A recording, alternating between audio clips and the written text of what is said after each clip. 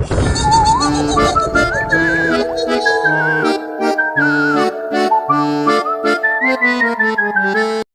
गांव में एक चुड़ैल का साया था जिससे उस गांव के लोगों की जिंदगी ही बदल गई। आइए देखते हैं कि गांव के लोगों के साथ क्या हुआ था। एक दिन गांव की 3 औरतें जिनका नाम श्यामा, रूपा और सपना होता है, आपस में बैठकर बातें कर रही होती हैं। अरे रूपा बहन, मैं तुम्हें क्या बताऊं, मेरी सास ने तो मेरा दिमाग खराब कर रखा है। अगर मेरा बस चले तो मैं उसकी जान ही ले लूं। अरे क्या हुआ श्यामा बहन, इतना गुस्से में क्यों हो? शांति मौसी ने क्या कर दिया? हाँ तुम घर में अकेली हो ना, इसीलिए इतने मजे से रहती हो। हमसे पूछो जिनकी सास है, एक तो खाती है इतना, रोटी बना बना कर मेरे तो हाथ ही थक जाते हैं, ऊपर से हर काम में कमियां निकालती हैं। सही कह रही हो श्यामा बहन, मेरी कहानी भी कुछ कुछ तुम्हारी तरह ही है। मैं तो जरा सा अपने मर्द के साथ बैठ क्या जाऊं, पता नहीं कहां से बुढ़िया को खबर मिल जाती है, वहीं आकर सर पर खड़ी हो जाती है। हाँ ये तो चिंता की बात है सपना बहन, मौसी को समझाओ, नहीं तो दादी कैसे बनेंगी। रूपा की बात सुनकर तीनों जोर जोर से हंसने लगती हैं। तभी उनकी नजर एक गोलगप्पे वाली पर पड़ती है। गोलगप्पे वाली बहुत ही सुंदर होती है, उसे देखकर तीनों से रहा नहीं जाता और वो तीनों गोलगप्पे वाली के पास चली जाती हैं। अरे तुम तो औरत होकर गोलगप्पे बेच रही हो। ये तो पहली बार देखा है। अरे तो बहन इसमें बुराई क्या है, कोनो गलत काम थोड़ी ना कर रहे हैं, मेहनत कर रहे हैं। वैसे आप लोग खाओगे गोलगप्पे? बातें तो बहुत अच्छी बनाती हो, चलो देखते हैं गोलगप्पे कैसे हैं। उसके बाद श्यामा और सपना दोनों गोलगप्पे खाने लगती हैं और रूपा वहीं खड़ी हो जाती है। रूपा को ऐसे खड़े देख गोलगप्पे वाली बोलती है, अरे बहन आप नहीं खा रही गोलगप्पे, क्या हुआ? कहीं आपको अपने फिगर खराब होने का डर लग रहा है क्या? अरे नहीं ऐसी बात नहीं है, मैं बस बाहर का सामान कम खाती हूँ और कोई बात नहीं, इन दोनों को खाने दो। श्यामा और सपना गोलगप्पा खाने के बाद बोलती हैं, अरे वाह गोलगप्पे वाली, क्या गोलगप्पे हैं, मुंह से तो स्वाद ही नहीं जा रहा, मजा आ गया। ऐसे गोलगप्पे मैंने जिंदगी में कभी नहीं खाए, तुम तो रोज आया करो, मैं तो रोज ही खाऊंगी। हाँ हाँ बहन जी, ये भी कहने की बात है, अब तो मैं रोज ही आया करूंगी, नया नया काम जो खोला है। उसके बाद वो गोलगप्पे वाली वहाँ से चली जाती है और वो तीनों औरतें भी अपने अपने घर चली जाती हैं। अगली सुबह रूपा पानी भरने के लिए कुएं पर जाती है। वहाँ औरतें आपस में बातें कर रही होती हैं। अरे रूपा बहन, पता है तुम्हें श्यामा और सपना कहाँ है? कहाँ है मतलब? अरे अपने घर पर होंगी और कहाँ? आहा, अरे नहीं रूपा बहन, वो दोनों अपने घरों से गायब हैं। कोई कह रहा था कि उनका चक्कर चल रहा था मर्दों के साथ और उन्हीं के साथ घर छोड़कर भाग गई हैं। बेचारे उन दोनों के पति। रूपा को ये बात सुनकर बहुत गुस्सा आता है और वो बोलती है, तुम्हें शर्म आनी चाहिए, औरत होकर औरतों के बारे में ऐसी बातें करते हो। ऐसा कहकर रूपा वहाँ से चली जाती है। शाम को वही गोलगप्पे वाली गांव में फिर से आती है। चीनू और टीनू नाम के 2 मंचूले उसे देखकर बोलते हैं, अबे टीनू, वो देख क्या लड़की है, एकदम एक नंबर, ये तो तेरी भाभी बनने लायक है बेड़ू। सही कह रहा है चीनू, लेकिन इसमें थोड़ा गलती होने का, ये अपन की नहीं, तेरी भाभी बनने लायक है, समझा क्या? फिर वो दोनों गोलगप्पे वाली के पास जाते हैं और बोलते हैं, ए गोलगप्पे वाली, क्या गोलगप्पे खिलाएगी हम दोनों को? आप दोनों भी कैसी बातें करते हैं, ये गोलगप्पे क्या मैंने पानी भरकर होली में मारने के लिए रखे हैं? आप बहुत मजाक किया हो मेरी तरह। वैसे क्या नाम है आपका? नाम में क्या रखा है साहब, आप गोलगप्पे खाइए ना, अगली बार आऊंगी तो नाम भी पता चल जाएगा। फिर चीनू और टीनू गोलगप्पे खाने लगते हैं। वाह, क्या गोलगप्पे हैं, कितने टेस्टी, लगता है तुम्हारे हाथ चूम लूं। मजा आ गया, मजा। फिर टीनू और चीनू गोलगप्पे वाली के सारे गोलगप्पे खा जाते हैं। अरे आप दोनों तो बहुत सारे गोलगप्पे खा गए, कहीं आपका पेट ना खराब हो जाए। कुछ नहीं होगा हम दोनों को, हम दोनों का बॉडी एकदम स्टील के माफिक है। वैसे कल आएंगी आप यहाँ? लेकिन गोलगप्पे वाली कुछ नहीं बोलती और वहाँ से चली जाती है। रात में ज्यादा गोलगप्पे खाने की वजह से टीनू और चीनू के पेट में दर्द होता है। हाय रे, मर गया,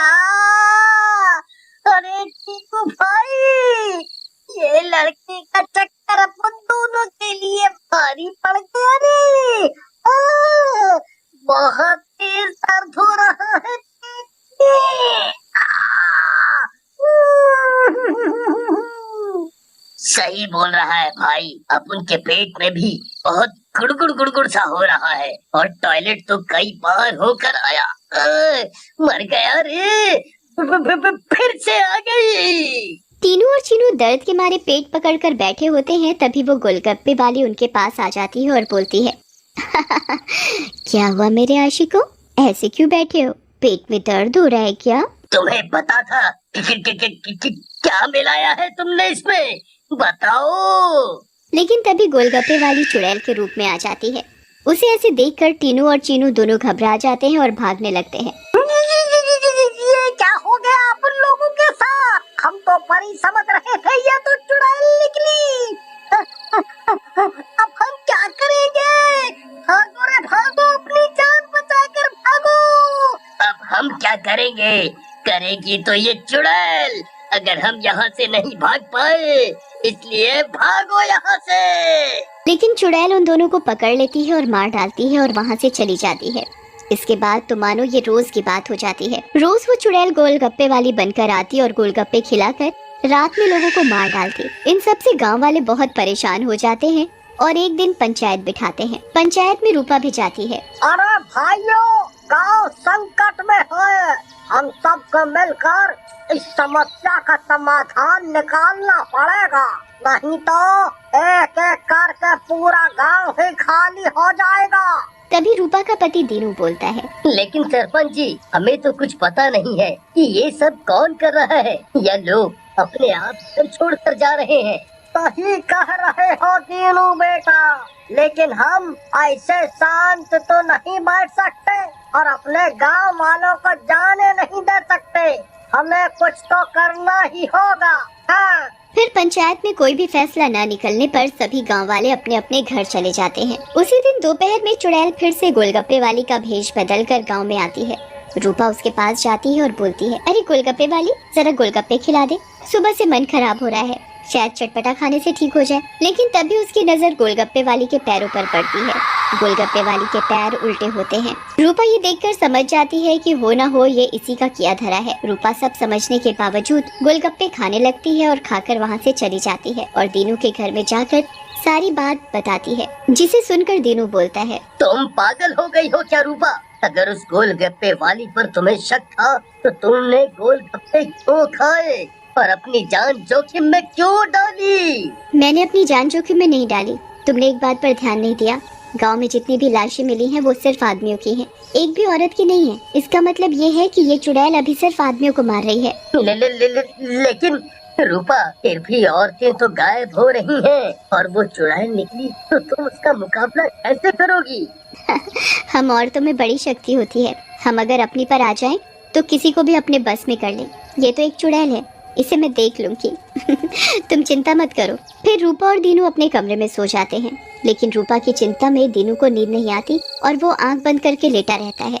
रात में चुड़ैल उन दोनों के कमरे में आती है और रूपा को यूं आराम से सोते हुए देखकर हैरान रह जाती है। ये औरत तो वाकई बहुत निडर है, क्या मत सो रही है, लेकिन आज के बाद डरेगी। ऐसा कहकर चुड़ैल सोती हुई रूपा को उठा लेती है और जंगल की ओर चल पड़ती है। दीनू भी चुपचाप चुड़ैल का पीछा करने लगता है। चुड़ैल एक गुफा के सामने पहुंचकर रुक जाती है और गुफा को खोलती है। खुल जा सिमसिम। गुफा का दरवाजा खुल जाता है और चुड़ैल अंदर चली जाती है। दीनू भी चुपके से उनके पीछे पीछे अंदर चला जाता है। अंदर जाकर चुड़ैल रूपा को एक अंधेरे कमरे में ले जाती है और रोशनी करती है। जैसे ही वहाँ रोशनी होती है, गांव की बाकी औरतें भी रूपा को दिखाई देती हैं। श्यामा और सपना भी वहाँ होती है। अरे चुड़ैल, ये सब क्या है? गांव की औरतें, तुम ये क्या कर रही हो? लेकिन चुड़ैल कुछ नहीं बोलती। रूपा बहन, ये चुड़ैल पूर्णिमा के दिन हम सब औरतों की बलि देगी, बचा लो हमें। ये बचाएगी तुम्हें? इसकी जान तो खुद खतरे में है। तभी वहाँ दीनू आ जाता है और बोलता है, रूपा की नहीं चुड़ैल, बल्कि तू खतरे में है। दीनू सब औरतों को जलती मशाल दे देता है। चुड़ैल, तूने हमको और गांव वालों को बहुत परेशान किया है, गोलगप्पों की कसम तुझे छोड़ेंगे नहीं। ऐसा कहकर औरतें चुड़ैल के ऊपर मशाल डाल देती हैं और चुड़ैल जलने लगती है। मुझे जाने दो, छोड़ दो। लेकिन चुड़ैल थोड़ी ही देर में जलकर भस्म हो जाती है। सेठ दुर्गादास और उनकी धर्मपत्नी आशा देवी का रामनगर में एक सभ्य परिवार था। दुर्गादास ने अपनी मेहनत से खूब धन दौलत कमाया था, पर दुर्गादास को एक दुख था कि उसके इकलौते बेटे मोहन को शराब और जुए की बुरी लत थी। वो रोजाना शराब पीकर बेसुध होकर देर रात घर लौटता था। मोहन की रोजाना शराब और जुए की लत ने सेठ दुर्गादास की चिंता बढ़ा दी थी। हर समय दुर्गादास और आशा मोहन को लेकर परेशान रहने लगे। एक दिन दुर्गादास ने आशा से कहा, आशा, मैं सोच रहा हूँ मोहन की शराब और जुए की लत बढ़ती जा रही है। मैंने किशोर भाई साहब से बात की हुई है। उन्होंने एक लड़की बताई है, बहुत ही अच्छे घराने की सुशील लड़की है। मैं सोच रहा हूँ मोहन की शादी कर देते हैं। शायद बहू के आने से मोहन थोड़ा सुधर जाए। तो आप ठीक ही रहे हो। किशोर भाई साहब से बात करके हम रिश्ता पक्का कर देते हैं। सेठ दुर्गादास अपने मित्र किशोर से बात करके लड़की के घर वालों से बात करता है। उसी शाम मोहन जब घर आता है, सेठ दुर्गादास उसे कहता है, मोहन, अब मैंने तुम्हारे लिए लड़की पसंद की है। लड़की अच्छे घराने की, पढ़ी लिखी है। मुझे कोई शादी नहीं करनी पिताजी। मोहन, अगर तुमने इस शादी के लिए मना किया तो तुम्हारा खर्चा पानी पैसे सब मिलने बंद हो जाएंगे। पिता की कही बातों को सुनकर मोहन डर जाता है और शादी के लिए हाँ कर देता है। कुछ दिनों बाद मोहन की शादी सुहाना नाम की लड़की से हो जाती है। सुहाना बहुत ही सुशील और समझदार लड़की थी। वो अपनी सास आशा और ससुर दुर्गादास का बहुत ध्यान रखती थी, पर मोहन उसको बिल्कुल भी पसंद नहीं करता था। दुर्गादास ने सोचा था कि मोहन की शादी के बाद शायद आदतें सुधर जाएंगी, पर ऐसा बिल्कुल भी नहीं हुआ। मोहन अभी भी रोजाना शराब के नशे में ही घर आता था। आशा, मेरी तबीयत कुछ ठीक नहीं लग रही है। मैंने वकील साहब को बुलाया है। मैं चाहता हूँ कि मरने से पहले अपनी सारी जायदाद सुहाना बहू और उसके होने वाले बच्चों के नाम कर जाऊं। मैं नहीं चाहता कि मोहन की बुरी आदतें इस घर को तबाह कर दें। सारी जायदाद सुहाना और उसके होने वाले बच्चों के नाम करके सेठ दुर्गादास स्वर्ग सिधार जाते हैं। दुर्गादास के मरने के बाद सुहाना अपनी सास आशा का बहुत ख्याल रखती थी। वो आशा को कभी भी दुखी नहीं रहने देती थी। एक दिन, माँ जी, ये लीजिए आपका हल्दी वाला दूध। बहू, तुम मेरा कितना ख्याल रखती हो। एक मोहन है जो सारा दिन घर से गायब रहता है, पता नहीं अभी भी कहाँ होगा। माँ, ये सब क्या है, हैं? पिताजी ने सारी जायदाद सुहाना के नाम क्यों कर दी? जैसे मैं तो उनका बेटा ही नहीं। मोहन, तुम्हारी शराब की बुरी आदतों की वजह से तुम्हारे पिताजी ने ऐसा किया है। पिताजी ने ये सब ठीक नहीं किया माँ। मोहन गुस्से में फिर से शराब पीने के लिए घर से बाहर निकल जाता है। वो एक बार में पहुंचता है। वो देखता है सामने एक लड़की डांस कर रही है। मोहन लड़की को देखकर चौंक जाता है। लड़की बिल्कुल मोहन की पत्नी सुहाना की शक्ल की होती है। मोहन के दिमाग में सुहाना को रास्ते से हटाने की तरकीब आ जाती है। वो मैनेजर को बोलकर लड़की को अपने पास आने को कहता है। लड़की उसकी टेबल पर जाती है। मेरा एक काम करोगी? बहुत पैसे मिलेंगे। साहब, पैसों के लिए तो मयूरी कुछ भी कर जाएगी, बस आप काम बताओ। एक काम करो, मुझे बाहर मेरी गाड़ी के पास मिलो। कुछ देर बाद मयूरी बार से बाहर आती है। मोहन मयूरी को गाड़ी में बैठने को कहता है और अपनी बात शुरू करता है। देखो मयूरी, बात यह है कि मेरी पत्नी सुहाना की शक्ल हूबहू तुमसे मिलती है। मेरे पिता ने मरने से पहले सारी जायदाद उसके और उसके होने वाले बच्चे के नाम कर दी थी। अब मैं अपने पिता के मरने के बाद पाई पाई को तरस रहा हूं। मैंने जब तुम्हें देखा तो मुझे लगा कि तुम इस मुसीबत से मुझे छुटकारा दिलवा सकती हो। पर मैं कैसे तुम्हारी मदद कर सकती हूँ साहब? मयूरी, मैं अपनी पत्नी को हमेशा हमेशा के लिए इस दुनिया से विदा कर दूंगा। उसके बाद तुम सुहाना की जगह मेरे घर में मेरी बीवी बनकर आओगी। तुम्हें देखकर माँ भी नहीं पहचान पाएगी कि असली बीवी तुम नहीं हो। मैं तुम्हें 1-2 दिन में लेने आऊंगा, फिर हमारा खेल शुरू होगा। तुम जायदाद के कागजात पर नकली साइन करके सारी जायदाद मेरे नाम कर दोगी। मैं तुम्हें तुम्हारे हिस्से के पैसे दे दूंगा। उसके बाद तुम अपने रास्ते और मैं अपने रास्ते। मोहन मयूरी से बात करके घर चला जाता है। उसे पता था कि उसे आगे क्या करना है। सुहाना, ये देखो गोवा की टिकट। तुम पिताजी के जाने के बाद कब से घर की जिम्मेदारियों को पूरा करने में लगी हो। मैंने सोचा हम हनीमून पर भी नहीं गए, तो अब हो आते हैं। तुम पैकिंग कर लो, कल की टिकट है। पर माँ जी को अकेला छोड़कर हम कैसे जा सकते हैं?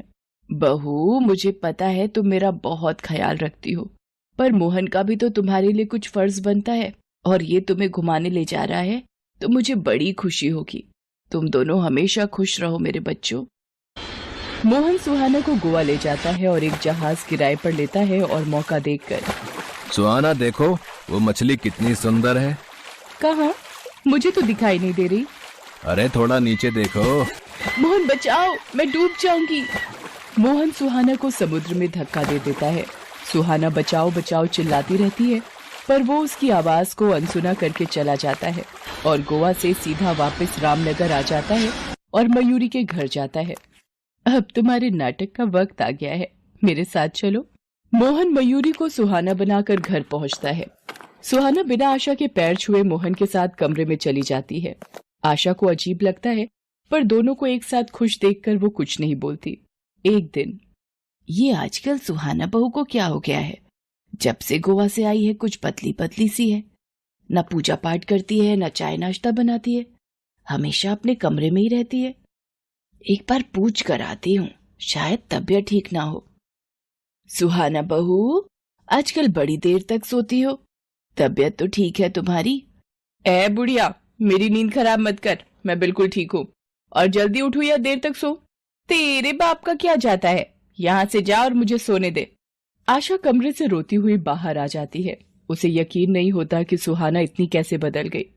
मोहन कई बार मयूरी को जायदाद के कागजात पर नकली साइन करने की बात कह रहा था, पर वो बार बार टाल देती थी। एक दिन, मयूरी, मैं कितने दिनों से तुम्हें बोल रहा हूँ कागजात पर साइन कर दो, पर तुम इतने दिनों से टाल रही हो। अगर तुमने ज्यादा समझदारी दिखाई या कोई हेरा फेरी की तो याद रखना, मैं तुम्हें इस घर में सुहाना बनाकर ला सकता हूँ तो निकाल भी सकता हूँ। अरे डार्लिंग पतिदेव, वो अभी मैं नकली साइन की प्रैक्टिस कर रही हूँ, जैसे ही सीख जाऊंगी कर दूंगी। मोहन गुस्से में वहां से चला जाता है। मयूरी के बॉयफ्रेंड सतीश का फोन आ जाता है। अरे मेरी जान मयूरी, कहाँ हो आजकल? बार में भी नहीं दिखती। बस समझ लो एक मुर्गा फंसाया है जिसे हलाल करना बाकी है बस। मयूरी सतीश को सारी बात बताती है और शराब पीने के लिए घर आने को कहती है। कुछ ही देर में सतीश अपने कुछ दोस्तों के साथ मोहन के घर आ जाता है। मयूरी सतीश और उसके दोस्तों के साथ शराब और सिगरेट का नशा करने लगती है। इतनी देर में आशा आ जाती है और वो मयूरी से कहती है, सुहाना बहू, ये सब क्या चल रहा है और ये लोग कौन है? तुम इन गुंडे लोगों के साथ बैठकर शराब और सिगरेट पी रही हो? तुम्हें शर्म नहीं आती? इस घर की बहू होकर तुम ये हरकत कर रही हो। आने दो मोहन को जरा। ए बुढ़िया, तू क्या बताएगी अपने बेटे को? वो खुद ही गलत है। और मेरे दोस्तों को तूने गुंडा बोला, तुझे तो मैं अभी बताती हूँ। मयूरी, तुमने मेरी माँ पर हाथ उठाया, मैं तुम्हें जिंदा नहीं छोड़ूंगा। निकल जा मेरे घर से। तुम्हारा घर? एक सेकंड, तुम्हें शायद कोई गलत फहमी हो रही है मिस्टर मोहन। ये घर तो कब का मेरे नाम हो चुका है, यानी कि सुहाना के नाम। निकलोगे तो अब तुम दोनों माँ बेटे। इन्हें जिंदा मत छोड़ो मयूरी, इन दोनों माँ बेटों को जान से मारना ही ठीक रहेगा। जिंदा रहकर ये हमारे लिए खतरा बन सकते हैं। मैं इन लोगों के साथ जाकर दोनों माँ बेटों को खाई से नीचे फेंक देता हूँ। इनकी लाश को पुलिस के कुत्ते भी नहीं ढूंढ पाएंगे। हाँ, ये ठीक रहेगा, इन दोनों को मारना ही सही है। मोहन, ये सब क्या है? ये मयूरी है तो मेरी बहू सुहाना कहाँ है? मेरी बहू सुहाना कहाँ चली गई? तुम्हारी बहू सुहाना को तो तुम्हारा बेटा कब का जान से मार कर आ चुका है। गोवा में इसने उसे समुद्र में फेंक दिया था। मोहन, तुझे बेटा कहने में मुझे शर्म आती है कि मैंने तुझे अपनी कोख से जन्म दिया। तू मेरा बेटा कहलाने लायक नहीं है।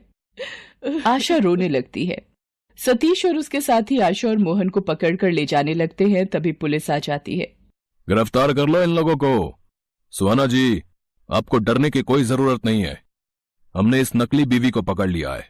सुहाना, मेरी बहू, तुम जिंदा हो, ईश्वर का लाख लाख शुक्र है।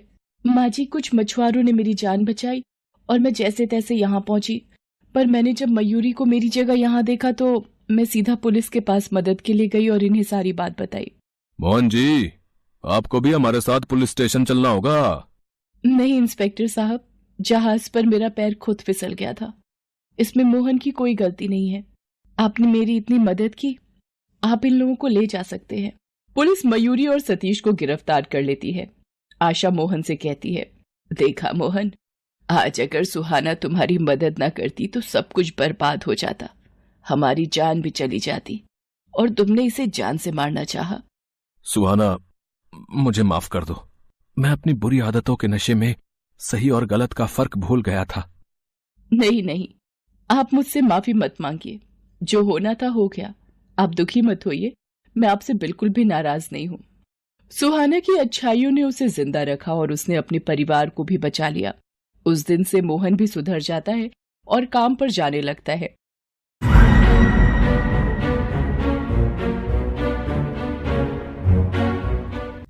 न्यूयॉर्क के मशहूर फेमस म्यूजियम में सारे एंटीक सामान की चोरी हो जाती है। चोर म्यूजियम का सारा सामान ट्रक में भर के ले जाता है। म्यूजियम का ओनर डिटेक्टिव मेहुल के असिस्टेंट को कॉल करता है और म्यूजियम की चोरी के बारे में बताते हुए ट्रक के बारे में भी बताता है। असिस्टेंट मोटूलाल इन्वेस्टिगेशन करते हुए म्यूजियम से गुजरने वाले चारों ट्रक्स को रोक देता है और इन्वेस्टिगेशन शुरू कर देता है। दोस्तों, क्या आप इन चारों ट्रक को देखते हुए बता सकते हो इन चारों में से किस ट्रक में म्यूजियम का सामान छुपा हुआ है? सोचिए और अपना जवाब कमेंट में बताइए।